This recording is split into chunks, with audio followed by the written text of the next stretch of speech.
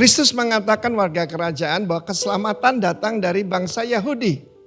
Demikian juga dalam nurturing, kita bisa belajar daripada bangsa Yahudi karena mereka mengikuti Tanakh. Dalam hal ini adalah kitab Amsal 22. Bagaimana cara mereka mendidik anak? Mereka mengatakan dan mengajarkan nama baik lebih berharga daripada kekayaan. Dikasih orang lebih baik daripada perak dan emas. Dan dikasih orang ini terjemahnya begini, and loving favor, graciousness. Jadi yang diajarkan itu bukan cuma sekedar etika, tetapi bagaimana favorable dan juga mengasihi grace keluar daripada mulutnya. Dan kita lihat ayat ke-11 berbunyi begini. Orang yang mencintai kesucian hati dan yang manis bicaranya menjadi apa? Sahabat raja. Banyak orang ingin berkenalan dengan orang-orang hebat. Tapi mereka memakai cara-cara yang aneh. Padahal modalnya cuma ini. Nama baik. Nama baik itu apa? Karakter, kesucian hati. Dan yang manis bicaranya, yang bicaranya gracious. Dulu saya kira dikasihi orang memang lebih baik dari emas dan perak. Tapi mengasihi itu lebih baik lagi. Karena itu kita ajarkan pada anak-anak kita apa? Nilai, value. Kita punya nilai yaitu light, love, integrity, itu berbicara tentang grace dan juga berbicara soal nama baik ya. Kemudian grace, humility and truth. Orang yang rendah hati, orang yang pandai bergaul akan banyak temannya. Ajarkan pada anak-anak kita bahwa kekayaan sebenarnya bukan deposito emas perak kepemilikan, tetapi berapa banyak sahabatmu. Bahkan firman Allah mengatakan jadi sahabatnya raja-raja. Mau jadi orang hebat anak-anakmu? Ada teman saya mengeluarkan biaya banyak sekalipun dia cuma seorang profesional. Anak-anaknya diajarkan golf. Dia berkata kalau orang bisa main golf, dia akan berkenalan dengan orang-orang hebat. That's not necessary. Firman Allah berkata tentang hati dan dengan mulut. Sebab mulut ini loudspeaker daripada hati kita. Ya, orang yang mencintai kesucian hati. He that love pureness of heart. And for the grace of his lips, the king shall be his friend. Firman Allah mengatakan biarlah selalu dimasinkan perkataanmu. Bukan berarti kita kasih ajinomoto atau sebab saudaraku ada orang perkataannya hambar. Tapi saya belajar dari ibu saya. Ibu saya itu penuh dengan grace. Dan saya diajarkan untuk berkata yang baik, bersikap yang baik. Dan itu modal luar biasa dalam hidup saya. Sebelum saya menjadi hamba Tuhan pun, kekayaan saya adalah teman-teman yang luar biasa banyak dari segala kalangan saudaraku ya. Nah, orang berkata Arifin iku sugih konco katanya, banyak temannya. Ini modalnya. A good name itu karakter. Sebab kita tahu karisma can bring you to the top, but only character can put you there. Karena itu warga kerajaan, apa yang kita ajarkan pada anak-anak kita? Yaitu tentang karakter. Itu lebih baik daripada kekayaan. Tidak perlu modal ternyata kalau kita punya nama yang baik. Tidak perlu modal. Ketika saya memulai usaha saya, dan saya dulu bekerja di sebuah proyek real estate. Maka ketika saya mulai bekerja sendiri, saya tidak perlu modal. Mereka sudah dengar bahwa saya tidak bisa disogok. Dan itu modal luar biasa. Ya, modal yang luar biasa. Dan bahkan saya tidak peduli bahwa leveransinya itu masih family boss, saya tidak peduli saudara ya. Karena diajarkan oleh orang tua saya tentang integritas dan honesty. Honesty adalah saudara satu nilai utama saudaraku. Berdusta adalah dosa. Karena itu ajarkan anak-anak kita tentang dua hal ini saja. Yaitu bersikap dengan baik. Bagaimana perkataannya menghasilkan yaitu kasih karunia yang mendengarnya diberkati. God bless you warga kerajaan. Amin. We will worship you, God, in any situation we're on. Jesus.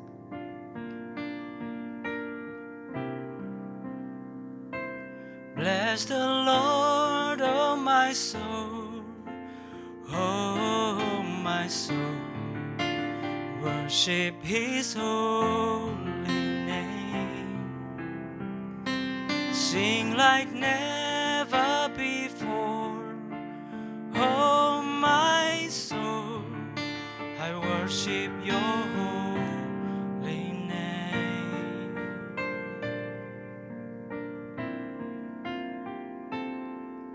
The sun comes up, it's a new day dawning. It's time to sing Your song again. Whatever may pass and whatever lies before me, let me be singing when the evening comes. Bless the Lord, oh my soul, oh my soul. Worship His holy name. Sing like never before. Oh my soul, I worship Your holy name.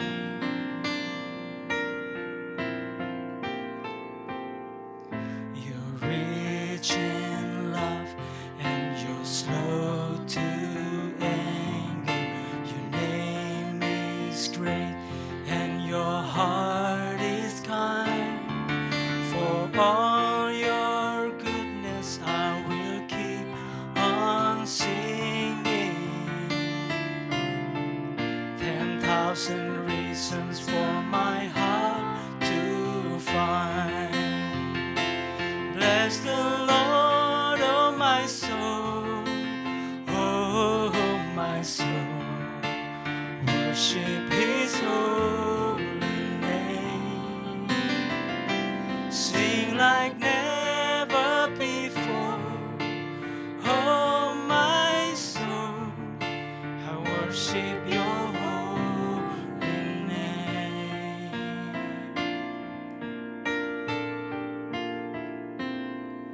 And on that day when my strength is failing, the end draws near and my time has come, still my soul will sing Your praise unending. 10,000 years and then forevermore. Bless the Lord, bless the Lord, oh my soul, oh my soul. Worship His holy name. Sing like never before. Oh my soul, I worship Your holy name. Bless the Lord, oh my soul, oh my soul. Worship His holy name. Sing like never before. Oh my soul, I worship Your holy name. I worship Your holy name. Yes, I worship Your holy name.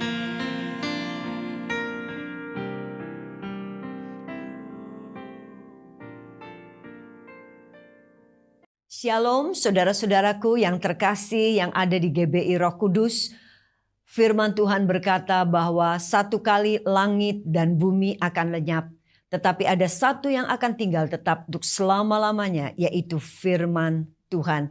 Oleh sebab itu mari bersama-sama kita akan masuk di dalam kebenaran firman Tuhan yang tidak akan pernah lenyap untuk selama-lamanya. Sebelum itu mari bersama-sama kita akan tundukkan kepala dan kita akan berdoa untuk kebenaran firman Tuhan.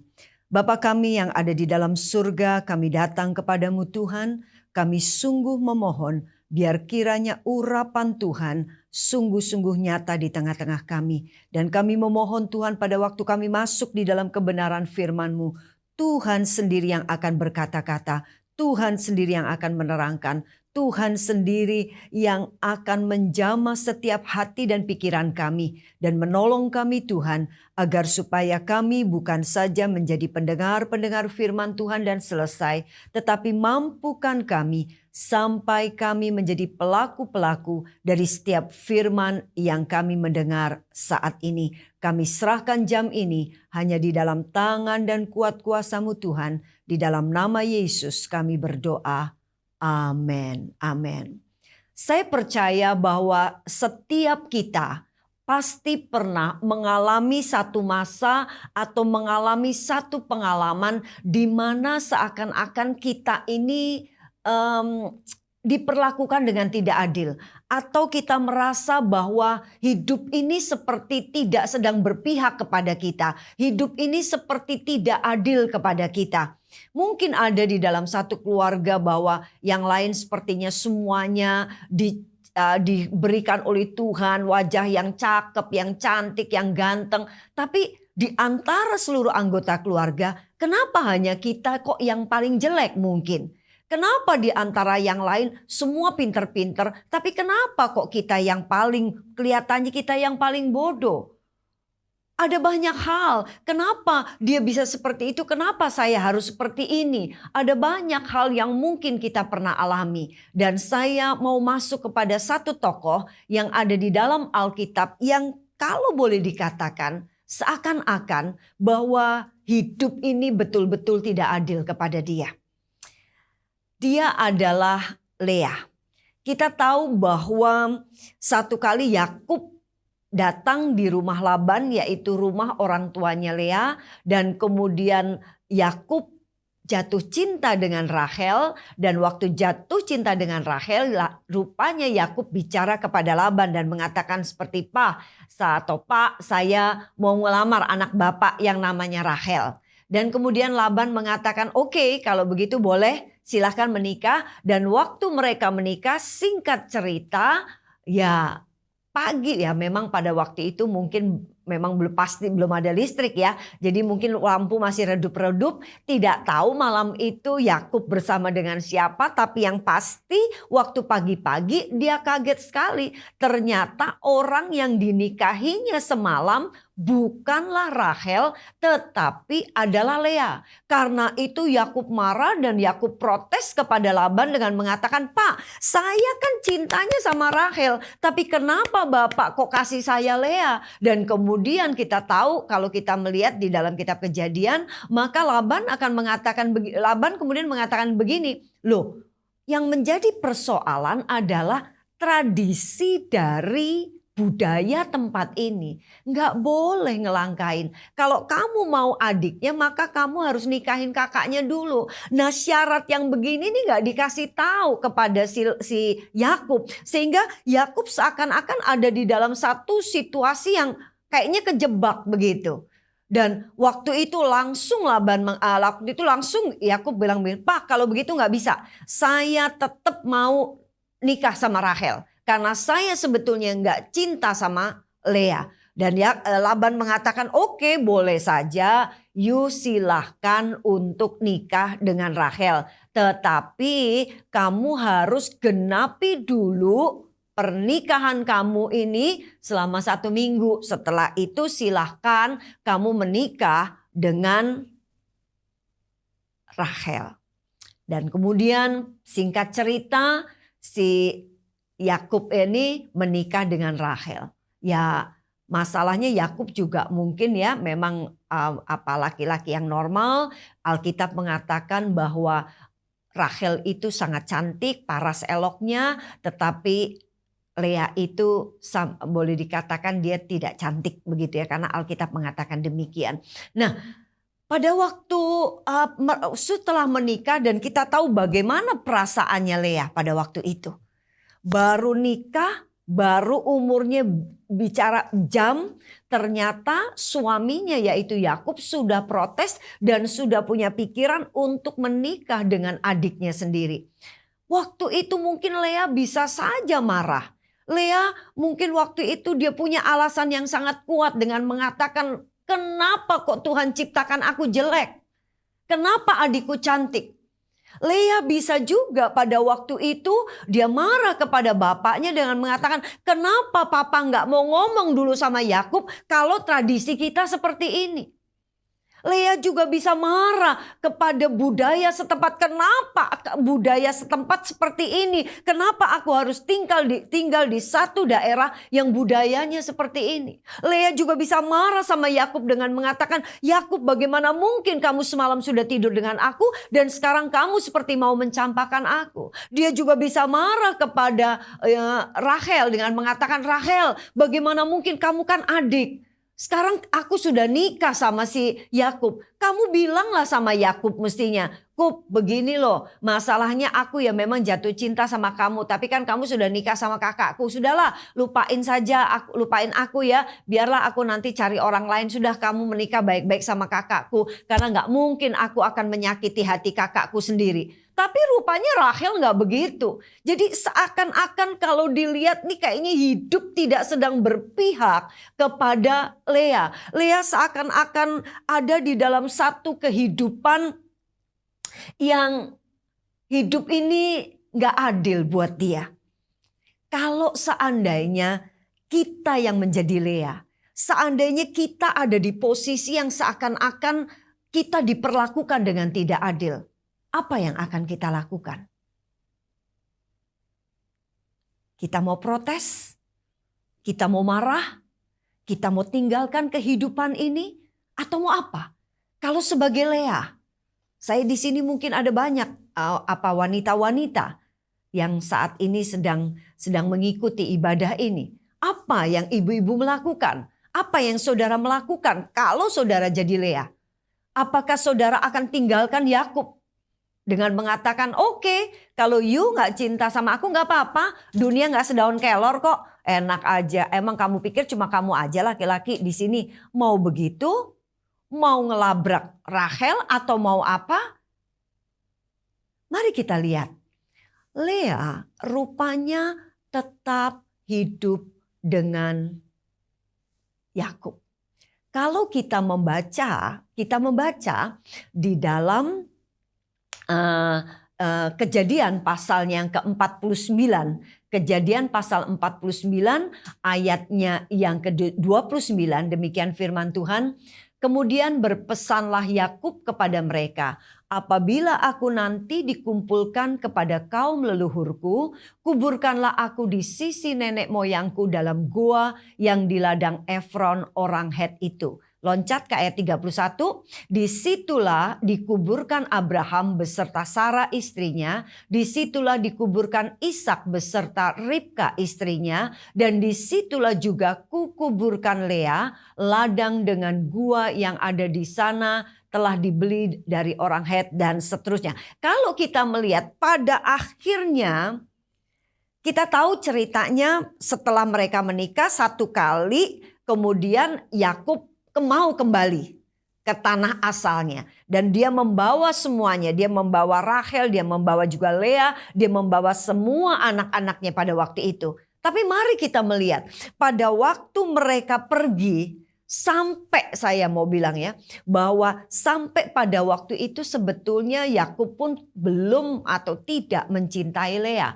Karena apa? Karena di dalam iring-iringan pada waktu mereka mau berjumpa dengan Esau, Lea ditaruh di tempat yang di depan, sementara Rahel ditaruh di tempat yang di belakang. Apa tujuannya begini? Ini menunjukkan bahwa kalau memang pada akhirnya nanti Yakub harus berperang dengan Esau, harus berantem dengan Esau, maka Rahel itu akan pergi duluan.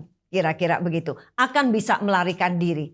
Tapi kita lihat di dalam perjalanan itu pada akhirnya Rahel rupanya mati duluan. Meninggal duluan. Dan waktu Rahel meninggal duluan, dan dia meninggalnya waktu itu di Bethlehem waktu itu. Nah kemudian terus Yakub meneruskan perjalanan.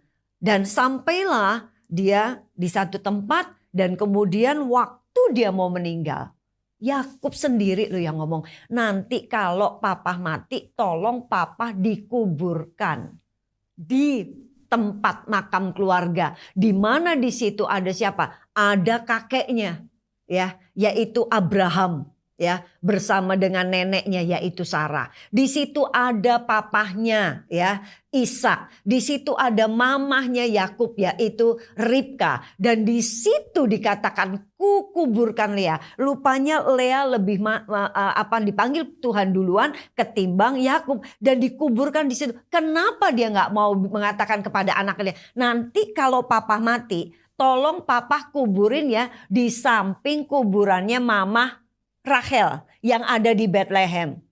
Atau kenapa kuburannya Rachel tidak digali, kemudian tulang-tulangnya diambil dan ditaruh di makam keluarga? Kenapa kok pada akhirnya Yakub memilih untuk berada di sisi Lea? Saya percaya ini pasti di masa-masa kehidupannya Yakub pada akhirnya melihat bahwa Lea itu adalah seorang istri yang sangat setia, seorang istri yang terus ada, sehingga dia menetapkan, dia memutuskan untuk sampai pada akhirnya hanya ada bersama-sama dengan Lea. Kalau sudah seperti ini, kira-kira nyesel apa enggak nih? Nyesel apa enggak nih Lea pernah menikah dengan Yakub, ya? Dan kalau kita lihat berikutnya lagi, ya kita tahu kemudian keturunan daripada Lea bersama dengan Yakub itu keturunannya tuh orang hebat-hebat. Ada Musa di situ, ya. Kalau nggak ada Musa, kita nggak ada itu yang namanya kitab Kejadian, Keluaran, Ulangan, Bilangan, Umamat tuh nggak ada, ya. Kemudian kita nggak ketemu lagi dengan Daud. Daud itu raja yang luar biasa besar. Dari situ ada raja-raja yang lain lagi, bahkan sampai Yesus Kristus Mesias itu adalah keturunan daripada Yakub bersama-sama dengan Lea, karena keturunannya itu adalah dari Yehuda pada akhirnya. Dan kalau kita tahu juga di dalam Wahyu pasal yang ke-21 bahwa nanti pada waktu satu kali, ya, kita semua pasti akan dipanggil pulang Tuhan, kita akan menemukan di sana ada 12 pintu gerbang surga, dan 6 pintu gerbang surga itu dicantumkan nama anak-anaknya Lea.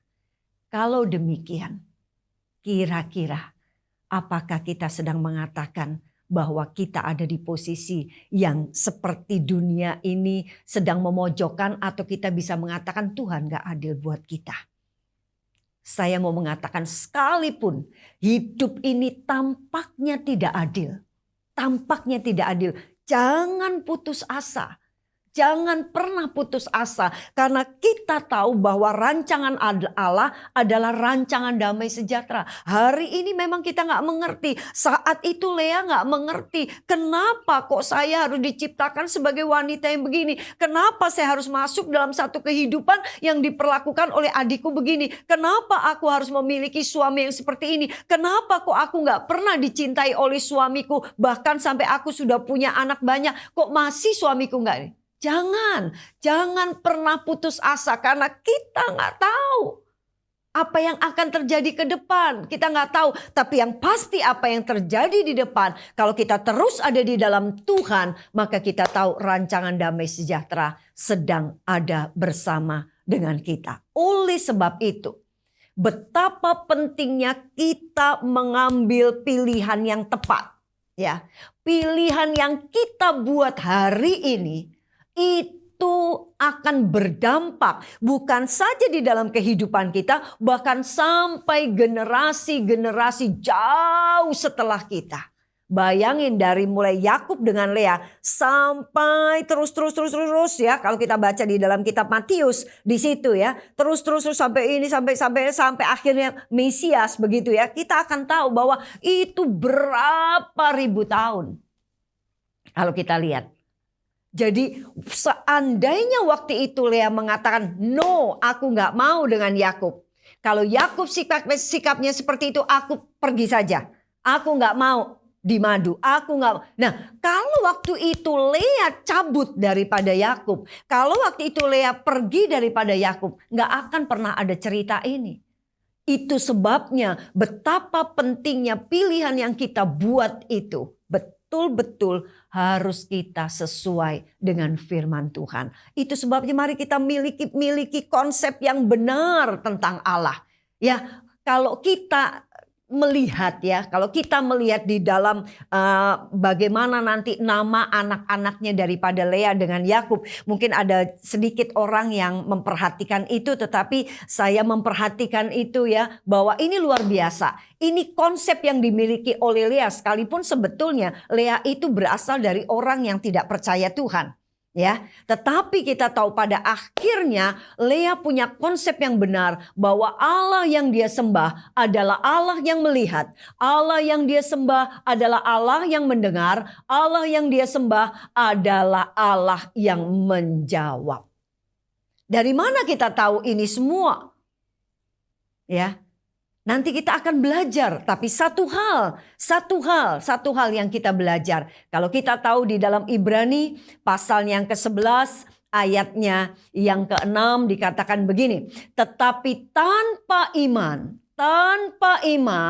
tidak mungkin orang berkenan kepada Allah. Sebab barang siapa berpaling kepada Allah, ia harus percaya bahwa Allah ada dan bahwa Allah memberi upah kepada orang yang sungguh-sungguh mencari Dia. Tanpa iman kita nggak akan berkenan. Lea di sini menunjukkan imannya kepada Tuhan. Kalau kita lihat yuk sekarang kita belajar mengenai nama daripada anak-anak Lea Nama anak-anak Lea itu yang pertama adalah Ruben. Mari perhatikan, Ruben itu artinya Allah memperhatikan. Lahir lagi anak yang kedua Anak yang kedua lahir yaitu Simeon yang artinya Allah mendengar. Perhatikan, pertama Allah memperhatikan.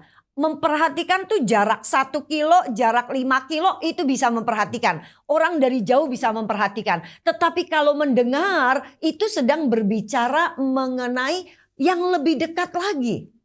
Jaraknya lebih dekat. Itu berarti pada waktu lahir anak yang kedua Simeon, Lea merasa bahwa Tuhan itu lebih dekat. Yang lalu Allah memperhatikan, yang sekarang Allah mendengar. Lahir lagi anak yang ketiga, dikatakan bahwa anaknya Lewi, yang arti kali ini maksudnya Tuhan sudah menjawab.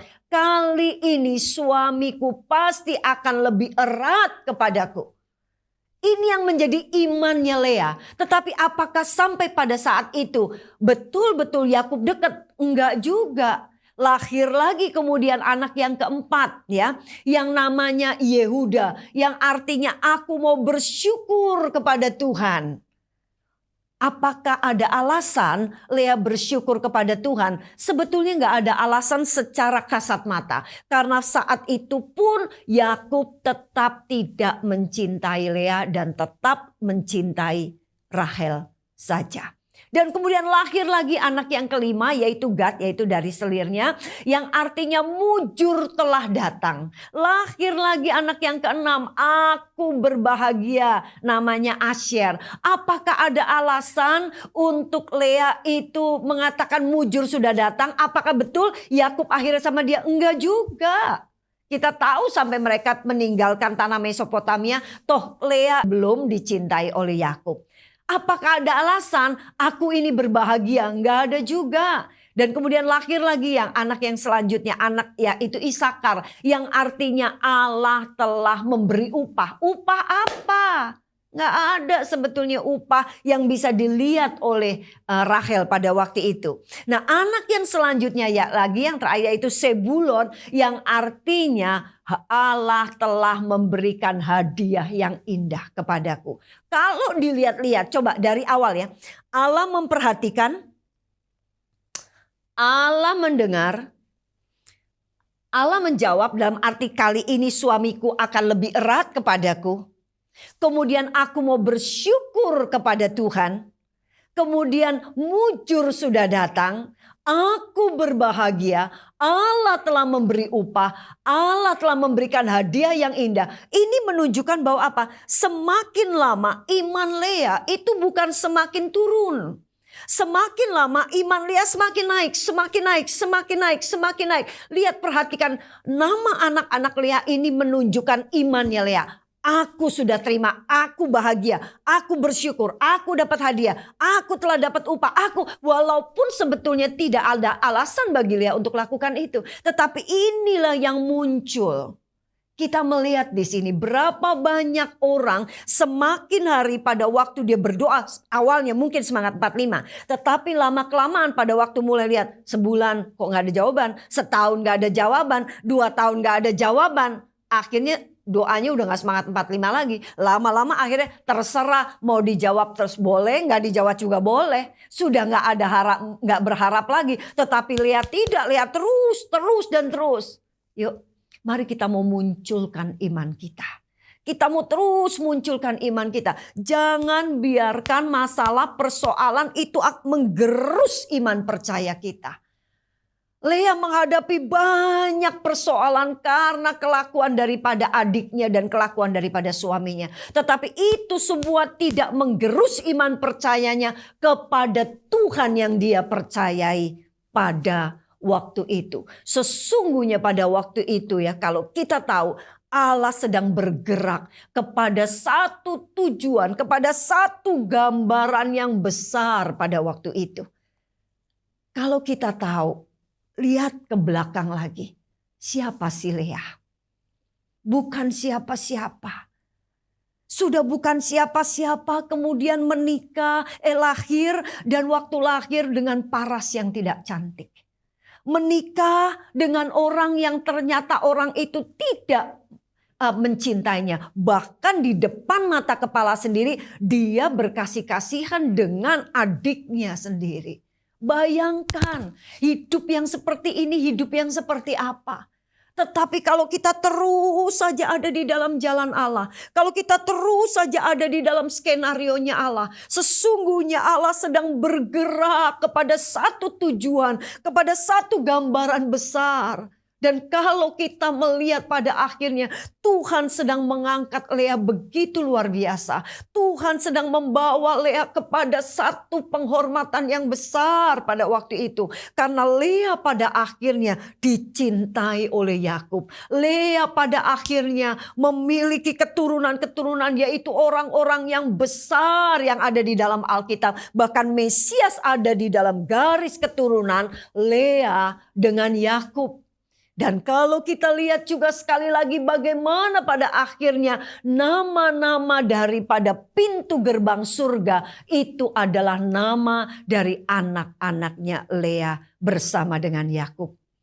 Saya mau mengatakan bahwa 100 tahun, 1000 tahun setelah ini, tidak ada bedanya waktu kita hidup, kita ini cakep atau jelek, kita ini orang miskin atau orang kaya, kita ini bodoh atau pinternya luar biasa, itu semua tidak ada artinya. Tetapi apa yang masih memiliki arti di dalam kekekalan, apa yang masih disimpan di dalam kekekalan, yaitu segala sesuatu yang kita lakukan untuk Tuhan. Lea memberikan imannya terus kepada Tuhan. Lea tidak tergerus apapun imannya lewat apa yang dialaminya. Tapi dia munculkan, bukan sekedar memunculkan, tapi makin hari imannya makin kuat, dan makin kuat. Bapak Ibu Saudara yang terkasih di dalam Tuhan, kalau kita melihat keadaan pandemi saat ini, seakan-akan seperti di depan begitu gelap. Seakan-akan seperti kita tidak tahu lagi seperti apa.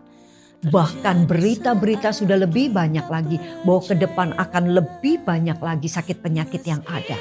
Kehidupan di dunia ini makin lama bukan makin baik, tetapi makin tidak baik karena itu yang Alkitab mengatakan.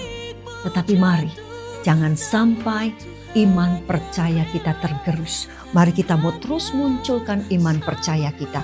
Miliki konsep yang benar mengenai Allah. Bahwa dia adalah Allah yang memperhatikan. Dia Allah yang mendengar. Dan dia Allah yang menjawab setiap kebutuhan dan keperluan kita. Mari bersama-sama kita akan tundukkan kepala dan kita akan berdoa.